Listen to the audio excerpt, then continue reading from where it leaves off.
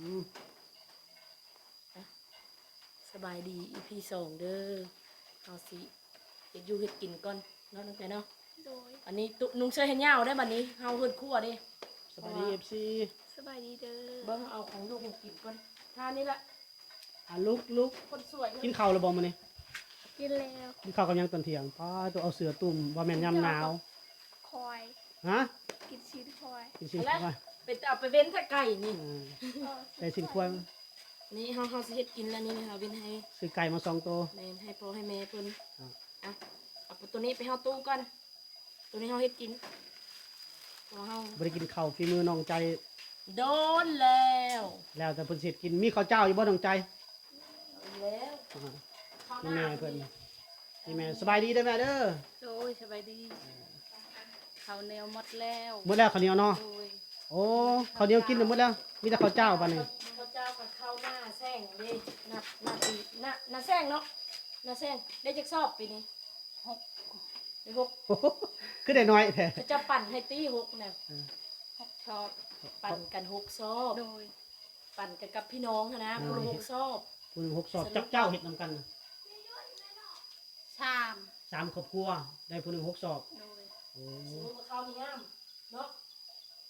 ข้าวนี่งาม ข้าวบ่งามบ่หรือว่าหญ้าหลาย น้องใจไปเชียร์ยาพอเชื่อเฮ็ดอยู่เฮือนห้าเขากิน โอ้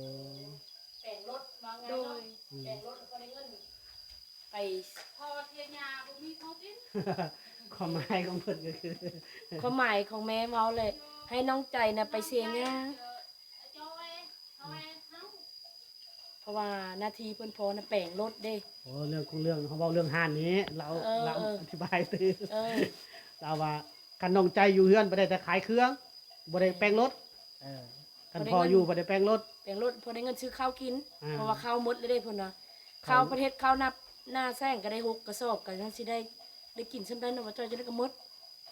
จะกระมด เจะถือเข้าวมากินอยู่เต้มื้อนี้ ซื้อ ถือเพราะว่าเห็นข้าวน้องหมดเลยเด้แต่เธอก็เอาถือแล้วก็กินข้าวเพิ่นแน่ อ่า ไปอึ๊บโอ้ต่อไปอีกแล้วเธอแปลงรถนี่ก็ได้พอเพิ่นแปลงรถเนาะบ่จ้ะเนาะ ก็ได้น้ำขายเครื่องอะไรหั่นนะ หม้ออะไรคือไงจัง โอ้โห เยอะอายจะบังก่อนปอติบ่จ้อย ฮะ แต่ไม่ได้มาไม่ได้กินได้ ควายยังกระดักกระดอกตีนควาย เอามาใส่นี่นะห้ามบ่ลืนได้ แต่ละยิ่งได้ อ่าควายยังก็เกินควายมันรัก ควายมันรักควายมันแฝงมัน มัน กิน ไปทุกที่ มันไปทุกที่แบบไปกินข้าวให้ข้าวเพิ่นเลย เขาก็ เขาเจ้าก็เฮ็ดพูด จุ้งกัน อืม ขาย อันนี้น้องใจน่ะเป็นนาบ้าวเพิ่นเลยเพิ่นก็เอามาให้เนาะ โดย ก็เลยได้ทั้ง แต่จักตีนน่ะสาวไทยยกมือเด้อ สอง โอ้ ปี ตัวบักใหญ่เนาะตีนมันก็บ่แห้งเลย อ๋อบ้านนาบ้าวเพิ่นน่ะเจ้าก็เห็นแหละ บ้านใดก่อน บ้านเพิ่นอ่ะ บางจุง บ้านบ่ยุ่งโอ้ มันมงยุ่ง ควายร้ายนะบ้านนี้ เบิ่ง อยู่ในหมอบ่จ้อย หัวมัน หัว เอา นี่ เมื่อ นะ คืนไปได้ไปไก่เฮาเมื่อคืน ไป ไป เอามาขึ้น น้องใจว่าขันไปได้มาไม่ได้กินแบบไป บ่เฮาจะกินไก่ ฮอนฮอน โอ้ตะไคร้ก็ง่ายอะพี่แล้วบ่ ย้ายแล้ว เบิ่งเด้อเบิ่งเด้อย้ายแล้วต่อไฟเพิ่นกับแบบมากกับตั้งหูตั้งตาสิแม่นแม่ก็หึ่นนอนพุ่นละบ่หรือนอนนี่แม่นะยังนอนบนเก้าอยู่ แม่ แม่นอนนี้พ่อกับแม่ ลูกสาวแล้วนอนเฮือน บางเธอแค่มากกะพอขึ้นไปนอนน้ำแค่แม่นอนผู้เดียว อืม บางเธอน้องใจก็นอนอยู่นี่ก็มีเนาะไปก็แบบเฮาบ่ได้มาแต่ดุแล้วเนาะบ่เจอก็ เอ้ยได้หอยเลย ฮะ หอยเพิ่นว่า ไปเลย หอยก็มีอีก โอ้หอยก็ทอดตัวเดียวแนวหอยอันนี้บ่จ้อย จักหอยอะ แซ่บเด้อหอย หอยทราย นะ บ่ พัดกินนะ หอยกับกี้บ่ หอยกับพี่หอยนั่นไปก็ที่นั่นทวนมาแล้วก็การไปได้ต้องแต่ง โอ้กินข้าวเที่ยงดอก เอาเป็นแล้วบ่เกิดมาเป็นเท่าแม่นะ ข้าวตู้เย็นแล้วบ่ เอาตู้เย็นแล้วบ่ คือลุงเสือตุ่มยมตุ่มยามแต่คือเราเป็น เฮ็ด ตา กิ ละ นคือบีอันนั้นจะได้เสื้อ แต่มันสิเปื้อน เปื้อน เสืองามเปื้อนได้ แต่ก้อนอยู่บนนี้เด้อตัวไฟเด้ออันนี้เพิ่นย้ายนะเพิ่นย้ายป้ามาบัดนี้แปะหูแปะ ว่า ตา สิ อยู่ ซื้อ เนาะ หมักไม้มาต้อนอยู่ แม่น เดี๋ยวไปซื้อปลามาเสีย ไปซื้อไก่บ่มาใหม่มื้อนี้เขาเจ้าบ่ได้ขายบ่เท่าซื้อมื้อนั้นน่ะ เดี๋ยวนี้บ่ เขาเจ้าบ่ได้ ซื้อหมัก มา ไม้สดมากินบำรุงคะแนนเพิ่นไปเสียหญ้า อ้าวเฮานั่นเอง อายก็บ่ถูกเลขถูกหวยจัก3-4โตเลยเนาะมันบ่ถูกจำนวนใจ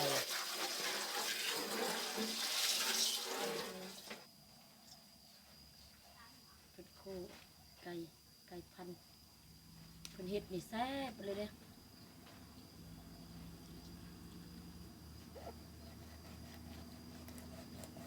สิแม่นป้าใส่เห็นยาวบ่ได้เนาะแก้ตัวนึง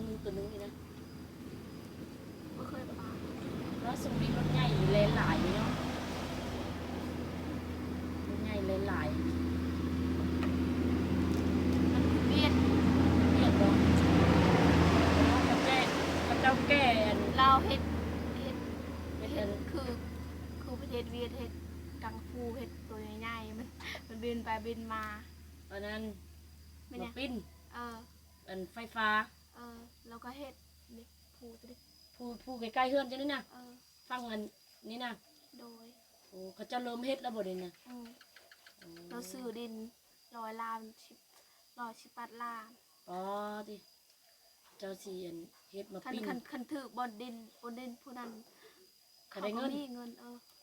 ถือลายก็มีลาย สมมุติถือดินเจ้าก็ได้เนาะ ได้300 ล้าน อ่าผลตอบแทนให้เนาะ โดย เวียด เราเฮ็ดเป็นปีหนึ่งเราเฮ็ดจนเฮาสิเท่า อ่าเพิ่นสิเฮ็ดอันมาปิ้น เราสิเฮ็ดปิ้นเราหมด ปิ้นไฟฟ้าแต่ว่าถือดินผู้ใดแล้วเพิ่นตอบแทนให้เนาะ โดย ของน้องใจมีบ่ทางนี้ ก็ มีบ่ดินทางฝั่งน้ำห้วยนี่ อืม มีก็ได้เจ้าก็ อยู่นี่ก็มีอยู่ภูคุณก็เฮ็ดให้ นี่ได้ตอบแทนและได้หลายและ คือยานบ่ถึก คันถือก็ดีเนาะถือก็เฮาก็ได้เงินทุนคันบ่ถือก็แล้ว เขาส่วนเขาอันนั้นได้เขาซื้อเด็กก็สิถือบ่เนาะบ่ถือดอกมีแม่นผู้เนาะแล้วเขาเจ้าขึ้นไปเฮ็ดอยู่บนผู้ อยู่ทู่ ของเวียดนามนี่เพิ่นเฮ็ดมาปิ้นไฟ เรา ฟ้า สิเฮ็ดทางใหม่อีก เฮ็ดทางใหม่อีกบ่โอ้เพิ่นสิพัฒนาอีกแล้วหั่นแหละเนาะ อยู่ทางเวียดพุ่นแล้วหมดแล้ว จะได้ก็อันเขาเจ้ามาเฮ็ดแคมป์นอนแล้วเนาะแคมป์นอนเฝ้ารถเฝ้าล่างชาวบ้านมันก็มีเวเฮ็ดแล้วเนาะคืออันพอ พอเราซื้อคือสิได้เงินเราเป็นรายรถ เราเป็นแล้วเนาะ อืม เราไปเฮียนครับตอนนั้นเป็นแล้วเฮาก็ไปนอนเฝ้ารถเพิ่นกระจ้าง อืม นอนเฝ้ารถให้เพิ่นกระจ้างเฮา แต่ก่อนพอเราซื้อมารับจ้างคนเดิน เรารับจ้างเนาะ อืม น้องใจก็ไปเป็นแม่ครัวเขาเจ้าเป็นเซฟของอยู่ของกินเฮ็ดให้กินให้เขาเจ้าก็ได้เงินเดือนเขามาเฮ็ดนี่มีแม่น เวียดก็ไปมาแล้วเราไปเฮ็ดเขากินให้ผู้ก็เฮ็ดนี่ไปเฮ็ดอยู่พุ่น เขาเจ้าตั้งแคมป์อยู่ไสฮู้บ่ เวียดอยู่พุ่นเวียดก็ขายเครื่องแต่ละมือดิ ก็ได้ขายเนาะ เราไปแล้วเราไปเฮ็ดกินให้ผู้ก็เฮ็ดแล้ว ไปเฮ็ดกิน เดือนละ15 ล้าน โอ้น้องใจก็หาติดต่อนะแม่ เฮ็ดเครื่องลายได้ เฮ็ดแบบว่าเฮ็ดของอยู่ของกินนั่นแหละ โดย ประเภทเฮ็ดเธออันแบบว่าลูกน้องกินนั่นแหละคนงานกินนั่นแหละ บ่ได้พรได้ จะส่งลูกจ้าง15 ล้านมันเป็นกำลังกำไรกันเอาเล็กไปให้เขาทำซ้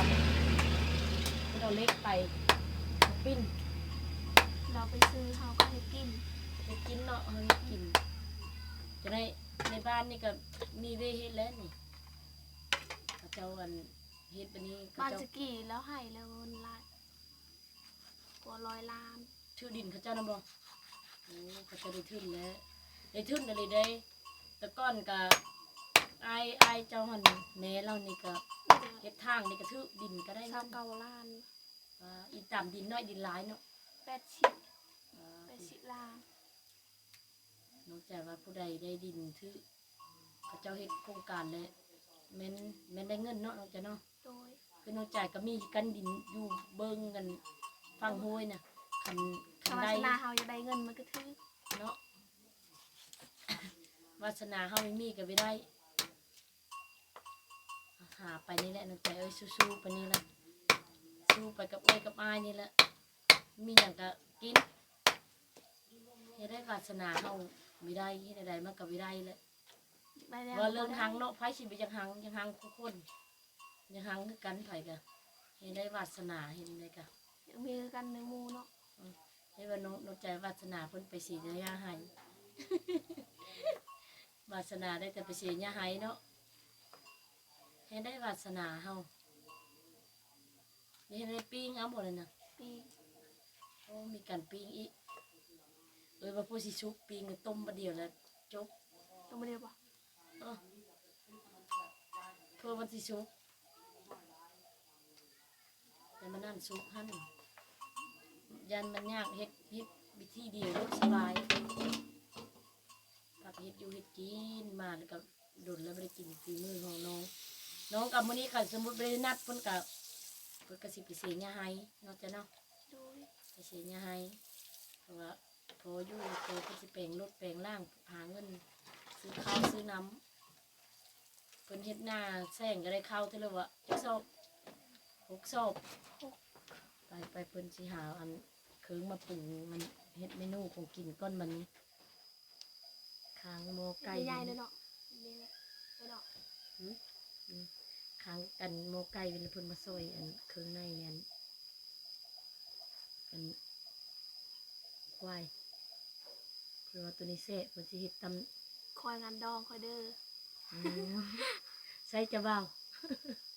จะมาไปแล้ว จะเบาไปแล้วเนาะมาอันหมังอันหูอันควาย มื้ออื่นจะบ่าวมามื้อนี้บ่ต้องมา ไปแล้วในเอฟซีว่าน้องใจเว่าอย่างเด้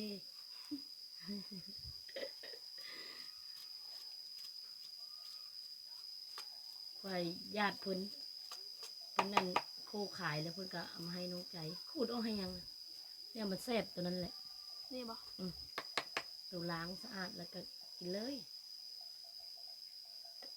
เขาเจ้าเอิญยังนี่มันเจ้าเอิญ ตระยะ เอาผ้าออมมัน ตะแกง อืม ตระยะ บอกภาษาเพิ่น ใช่เลยเนาะ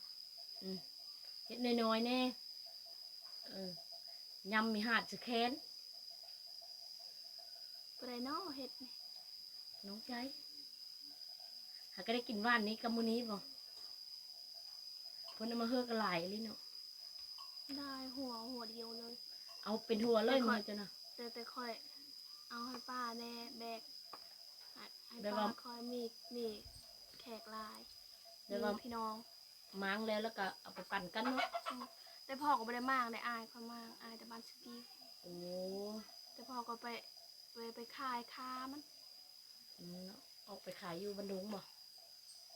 เพิ่นไปขายใส่ ขายอยู่วันโดง ออกไปขายกันควายได้ตัวบากใหญ่ๆได้แต่5 ข ล้าน นาด กี ขนาดซื้อในจานเดียวประมาณวันเท่าเลย 7-80พุ่นละเพิ่นเฮ็ดลาบกับจานหนึง50,000จานน้อยๆน่ะไปกินอยู่หานน่ะคันเพิ่นซื้อเฮาหานนี่โอ้ยเพิ่นได้กำไรงามเลย ได้กินซีมันนี่ไม่แห้งแล้วไปเสียยาหายเนาะน้องใจ โดย ถือไปกินแล้วมืออื่นเนาะ ดีใจเดี๋ยวมื้อนี้ยังมาแต่อยู่เฮือน ดีใจบ่ ได้พักผ่อน มาดูไม่ได้แล้วเอ้ยกะยามเฮ็ดวิจะได้พอหายเด้แต่ก่อนไม่ได้อยู่ใช่บ่ เฮ้ย แต่ละมื้อเราไปคู่มือ คู่มือเลย คู่มือเลยเนาะสู้ๆจะได้กันแล้ว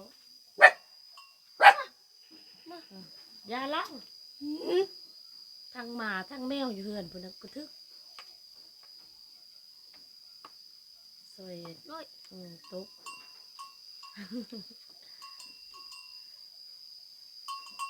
บัดกลางคืนมากับไปเล่นน้ำมู่บ่ไปเล่นน้ำเขาซื้น เขาบ่ได้ไปที่เขาได้ พักผ่อน เดี๋ยวนี้บ่ได้ไปเล่นสายเลย มีแต่ มีแต่พักผ่อนคำมาแล้วก็อาบน้ำอาบน้ำกินข้าวกินน้ำเฮาบ่นอน โดย เพราะว่าเฮากังเงินมาเฮาปัด ไปในเช้าเด้ ไปแต่เช้าเนาะแล้วเฮาไปสวายกับบ่เทื่อแดดบ่เทื่อกับฝนตกเนาะ เด็ดก็เฮ็ดบ่ไหว แม่นมีตูบมีเผือกข้างในแล้วว่าโซนกัน มีพอก็เฮ็ดจะโดนแล้ว คันเฮาไม่มีบนโซนบนเช้ามันก็ลำบากแน่มันโหนเนาะถ้าฝนตกก็ไม่มีเฮาบ่กินข้าวคันเฮาบ่เฮ็ดตูบเพิ่นนั่นไปเสียหญ้าก็ได้จักมื้อแล้วไปเสียนี่นะ ได้2-3 มื้อแล้ว 2-3มื้อเนี่ยอีกประมาณ2-3มื้อแล้วเนาะอาทิตย์หนึงเอาสู้ๆซุมเอ้ยกันเวหลายเลยยามมันก็เต็มเอ้ยกะยามมันก็ได้ไปเสียยามมันคือกันเอ้ยกะ เอ้ยเด้ก็เห็นเอ้ยลงไปเอาพื้น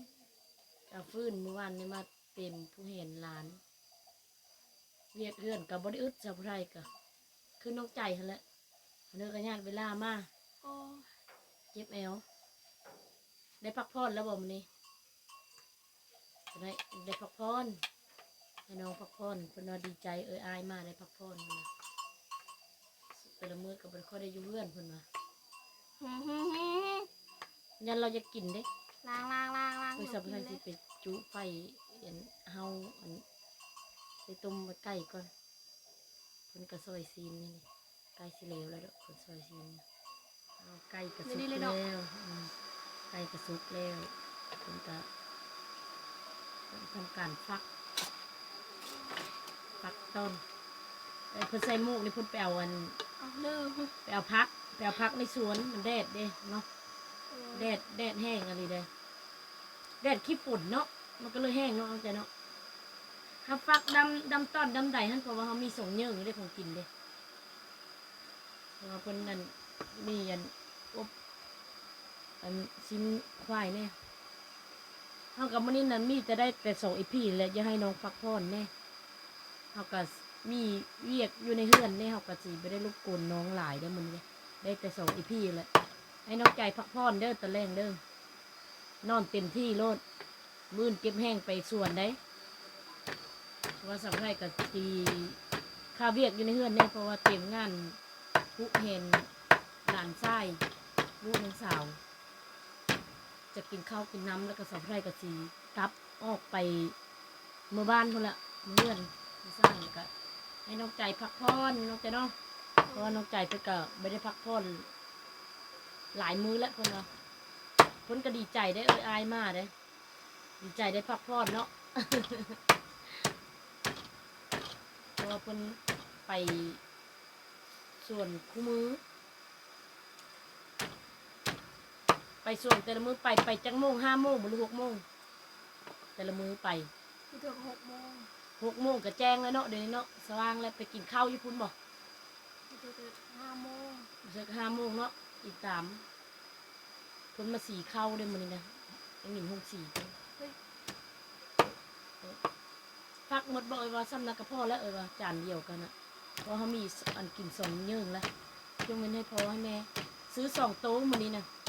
ให้พ่อแม่เพิ่นตัวนึงเฮาให้กินตัวนึงก็สิกินบ่หมดดอกตัวนึงก็เอ้ยว่าพ่อแล้วเอ้ยว่าจะ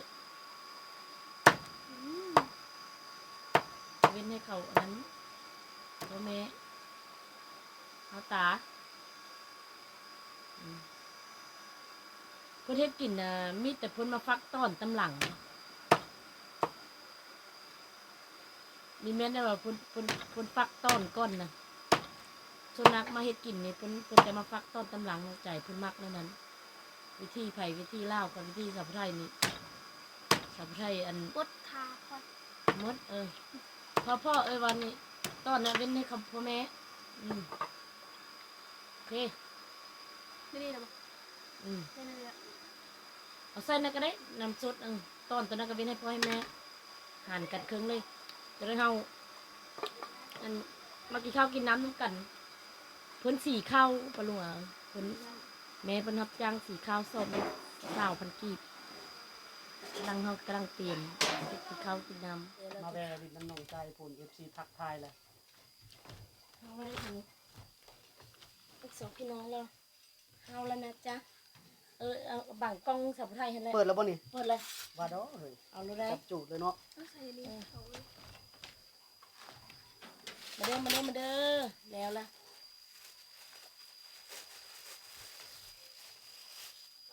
เพิ่นแม่กินข้าวน้ำเลย มาเด้อแม่เขา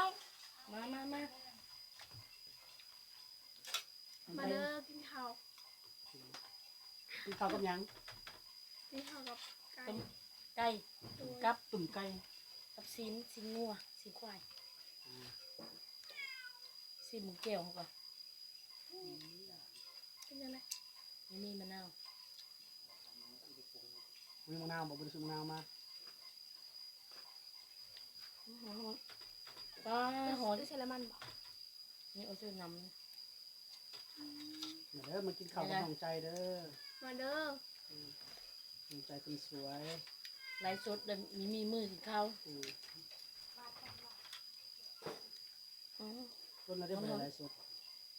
มีพุ่มเบิ่งอยู่บ่ นี่ดอ FC ตอนนี้11ทาน แม่ อืม ทักทายสบายดีเป็นตาแซ่บแซ่บเลยผู้สาวเฮ็ดให้กินเนาะ มา สร้างเสื่อมเรือพุ่นน่ะสบายดีเด้อจากอเมริกาพุ่นน่ะพุ่น ป น่ะ ลาเต้ ไกล เพิ่นเป็นกลางคืนเลยเนาะ แม่นบ่เฮากลางเว้นเพิ่นกลางคืนแน่นอนสบายดีพ่อแม่พี่น้องทางเมืองไทยเด้อสบายดีกองใสชาแนลทางเมืองนากาย เดี๋ยวมันเข้ากิน วง ข้าว เงินวงเงินทางอาจจะปื้อพุ่นน่ะสบายดีทุกคนเด้อ มาเจอกองจับผู้ชายอ่ะ พิชิตเกษียณบัดนี้ทักทายสวัสดีครับ สวัสดีและสบายดีโอ้มาเบิ่งคนงานกินข้าวนี่เนาะตอนเฮ็ดกินบ่ได้เบิ่งบ่ได้ถ่ายกัน อยู่ข้าวแห้งกินข้าวกันต้มไก่ ใส่บ่ซา มี อืม มีของดีครับธรรมชาติเลย เดี๋ยวต้มไก่ใส่ซาหัวกันมืดๆกะมังเลยเนาะ นางนี่ก็หู อืม มีผักพันอีได้มีของมันฮ้อนนี่ฮ้อนแบบแดดขี้ฝุ่นมีคนเขาเบิ่งรัวๆอยู่บ่ โอ้เพิ่นว่ามายามบ้านเกิดเซโนเด้อเพิ่นน่ะโอ้เพิ่นมายามบ้านเกิดบ่โอ้ยินดีนำเด้อมาบ้านมาเฮือนมาซานเฮาบ้านเฮาก็สำบ้านเฮาแหละอยู่ไสก็บ่คือบ้านเฮาเพิ่นว่ามีความสุข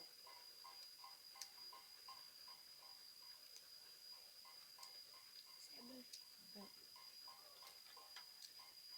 อืม แม่ แซ่บบ่น้องใจ แซ่บ โอ้ผมมีเวลาช่วงหนึงงานน้องใจก็มีเวลาหักกับมือ น้อง นี่แหละ ใจกับช่วงนี้เสียหญ้าให้ฝนตกแน่ฝนตกทุกทีนี่ก็ท่วมน้ำท่วมทาง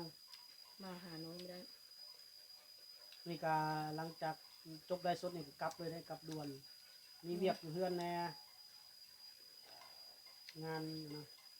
เตรียมงานผูกแขนร้านทราย แต่ก็ให้น้องคนพักผ่อนน้องใจพัก ให้ ผ่ น้องใจ อน ผมน้องใจช่วงนี้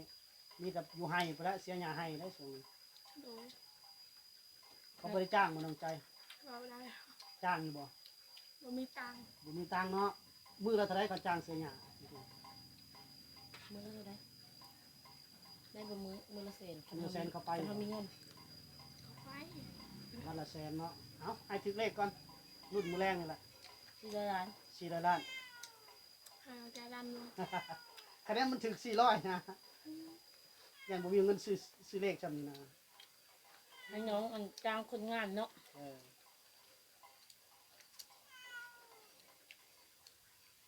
เอาคนลงเม็ดเลยไปสิกลับคนลงเม็ดเนาะ งานไอ้ผู้ฝน ขออนุญาตนะรุ่นนี้เลยสายเลยสายเลย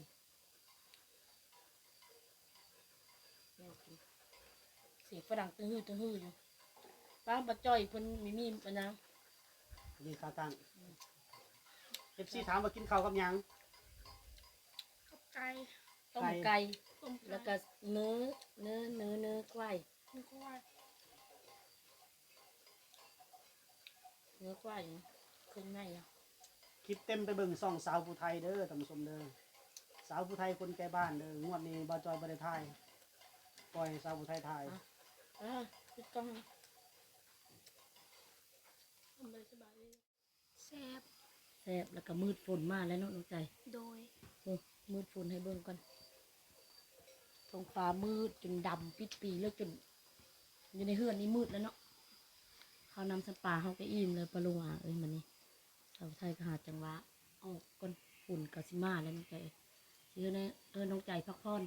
โดย อากาศดีๆเขาไปตุ้มผ้าในห้องเด้อชาวไทยก็สิกลับก่อนบันนี้กลับพร้อมฝุ่นนี่แหละเพราะว่าฝุ่นมันล่มมากก้อนเขาก็สิออกไปก้อนคันสมมติเขาอยู่น้ำมาเขาก็ออกไปได้เนาะน้องใจ เพราะว่าน้ำห้วยกับท่วมขึ้นนึงแล้วเนาะมันขึ้นขึ้นนึงแล้วเนาะขึ้นหอดศูนย์น้องใจพี่แหละขึ้นหอดต้นมะมีบ่หอดต้นกุ้งมะมีไปเลยชาวไทยก็สิกลับสีดาวก็ละคือน้องพักผ่อนอีพี่นี่ก็มีอย่างไรพักกันกินข้าวกินน้ำเฮ็ดอยูเฮ็ดกินเนาะ โดย ผู้ใดเบิ่งคลิปเจ้าไทยกดไลค์กดแชร์ให้เด้อกินไปก็สบายดีเด้อ สบายดีเด้อ บ๊ายบายปะเนี่ย